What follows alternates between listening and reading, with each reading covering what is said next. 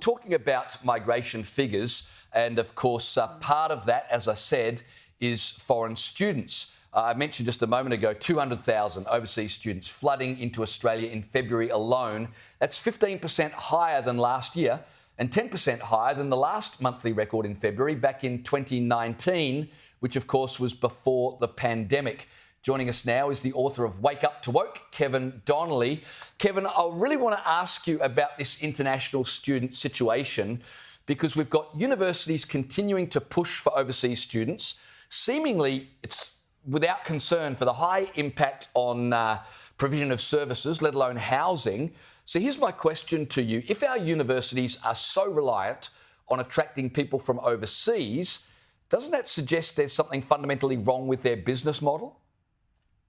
Well, you're dead right. In fact, when you talk about a business model, that's part of the problem. I mean, I was lucky enough to go to a university, La Trobe University, many years ago, when the focus was on academic rigour, academic studies. It wasn't about getting more and more students enrolled, especially overseas students. I mean, it staggers me that Melbourne University now has 45% of its enrolments are from overseas students. RMIT, even more, 46%. So what's happened is now that the tertiary sector, they're using overseas students as a cash cow, to use that expression. It's all about money. Universities have been corporatised, and that's a significant problem. Yeah, it certainly is a huge problem, Kevin. I want to ask you about woke curriculum being taught in classrooms across the country. And we talk about this quite often on Sky News. You've got Aboriginal issues in particular being taught. You've got kids being made to do welcome to countries, being told to apologise to the stolen generation, gender issues being taught. I mean, that's just only a small part. I've got to say, what happened to the very good old days of just reading and writing? But Kevin, you're calling for a simpler curriculum. How can we get back to basics when it just seems like ideology is overtaking smart teaching? Before I get to that, if I can remember when I went to school many years ago, we used to have Monday morning assembly where they would raise the Australian flag. We would put our hand on our hearts, even though it wasn't quite there, and we would say we honour the flag, faithfully serve our teachers, parents and the laws. We were given a sense of patriotism, a sense of bringing the nation together.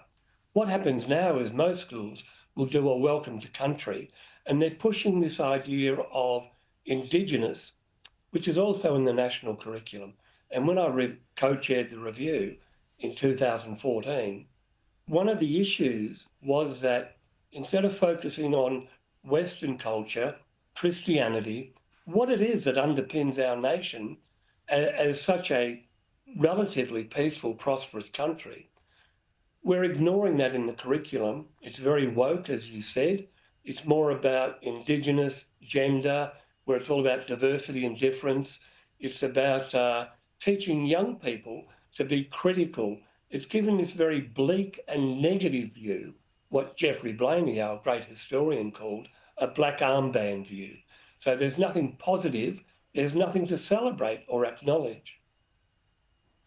And so in terms of getting back to basics, Kevin, what's the answer? How do we stop the direction we're heading in and get back to, as you said, the days when we had a sense of national patriotism and we had kids being taught the basics rather than all this ideological propaganda?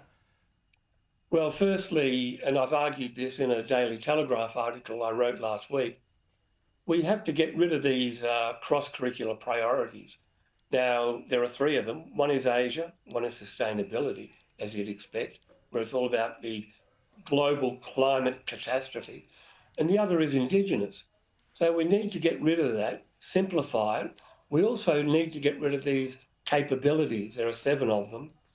Things like being creative or working in teams or being multicultural. Get rid of all of that. All the research actually is conclusive.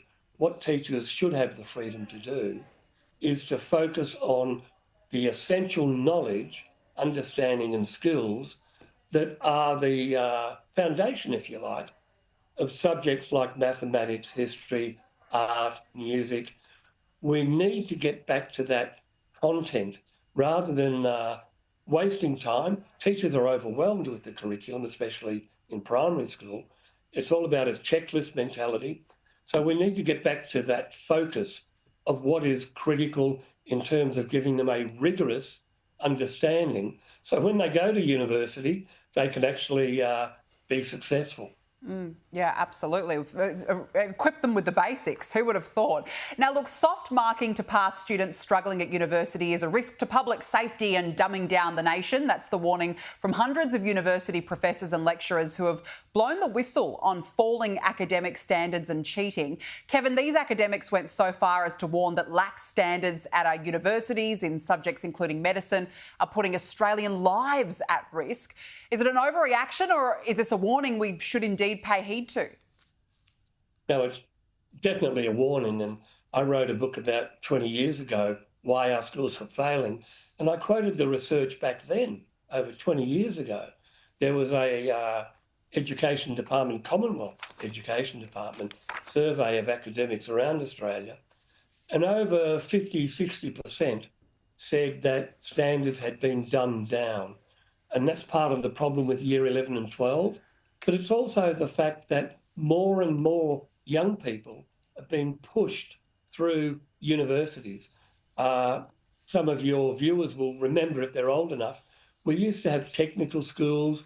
There was a very strong TAFE and vocational education stream. What's happened over the last 20 years, we've pushed everyone, all these young people, into the academic, supposedly, tertiary stream. We need to get back to realising that not every student has the ability or the capability or the motivation to actually achieve a tertiary degree. So there's a lot of work that needs to be done.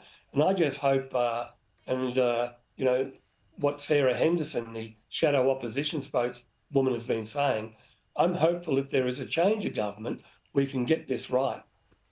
Absolutely. Well, Kevin Donnelly, we always appreciate your time on the program. Thanks for joining us tonight.